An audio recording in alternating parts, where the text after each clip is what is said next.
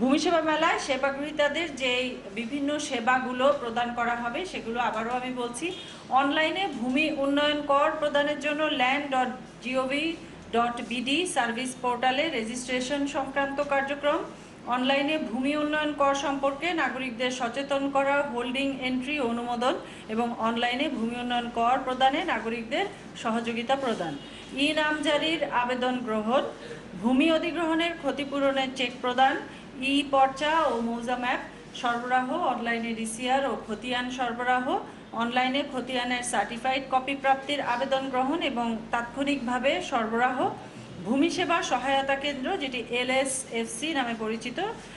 সেখান থেকে প্রদেয় সেবা সম্পর্কে অবহিত করা, ভূমি মন্ত্রণালয়ের কল সেন্টারের হটলাইন সেবা সহ ভূমি বিষয়ক আধুনিক ডিজিটালাইজ বিভিন্ন কার্যক্রম সম্পর্কে জনগণকে অবহিত করা।